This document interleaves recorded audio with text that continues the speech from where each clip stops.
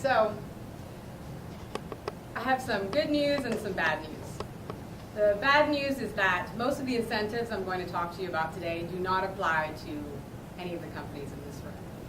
But the good news is that they do apply to potential end consumers, and they do apply to the companies that you will be marketing to, and possibly to the companies that your competitors would be marketing to. So they are extremely important. The federal government uses a variety of tax and other incentives to really stimulate green energy.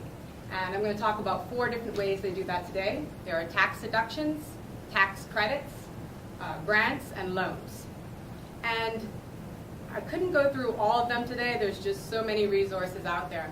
But I want to really, really recommend that you check out, at the back of our paper, we actually have an exhibit that will show you the major ones and how they might, whether or not they're relevant to your company. So we sort of went through and decided, which ones we think you should actually check out and take a closer look at. So I want to start off by giving you an example of a tax deduction that's available. There's actually one called the tax deduction for commercial and industrial and government entities. And it allows companies to deduct 30 cents to $1.80 per square foot for buildings with energy efficient technologies. And this includes things like water heaters, boilers, heat pumps, central air conditioners, etc. And actually directly applies to Climate Well, to tourists, and also to Swebo. So that's an example of an incentive that those companies you definitely want to check out after this presentation. Another example would be a tax credit. So there's a tax credit called the Tax Credit for Commercial, Industrial, and Government Entities. And that actually provides 10 to 30% of expenditures of credits on eligible, renewable, and other technologies. And some of the relevant technologies to us include solar water heat, solar space heat, solar thermal electric, and solar thermal process heat. Again, this Climate Well, Taurus, and Swebo are the ones that would find this most relevant. Then we have something kind of interesting. It's called the USDA Rural Energy for America Program Grant.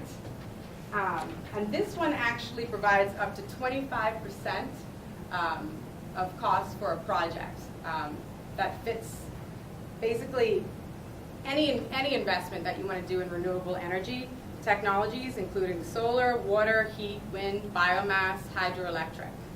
So that's a really, really useful one for you to know as well. And the final one that I thought would be really, really helpful for everyone to know today, it's also a really big one, is the Assisted Housing and Green Schools loans.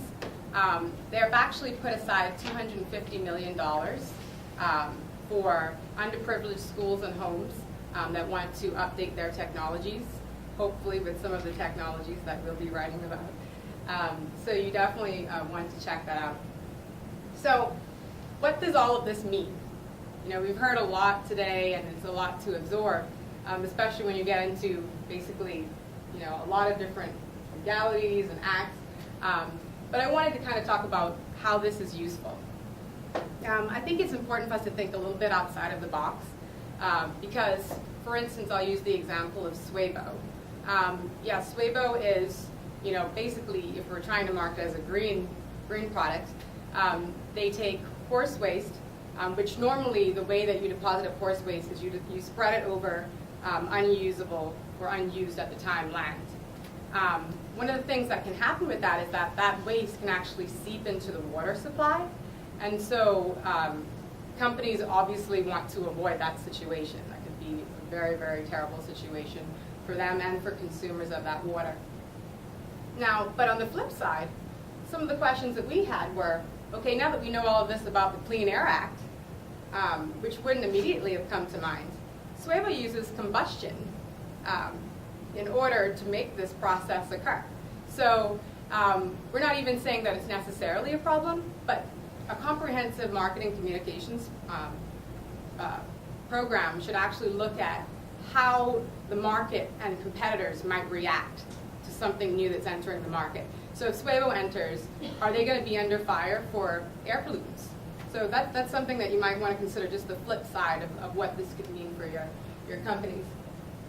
And then also, as Lauren did a great job of kind of summarizing, consumers in the U.S. are becoming more green, are becoming more aware. And so we sort of need to know these acts because I think, you know, the difference between now and 20 years ago is that people are knowledgeable and they do kind of know what's out there. So I think when we're marketing, we have to really assume that we're marketing to a far more educated consumer than we would have in days gone by. So just in closing, I would encourage you to please check out our exhibit. And it's by no means all-inclusive of everything that's out there. There are a lot of incentives out there, but that's actually really good news for us.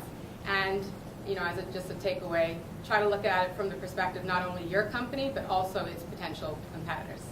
Thank you. Thank you.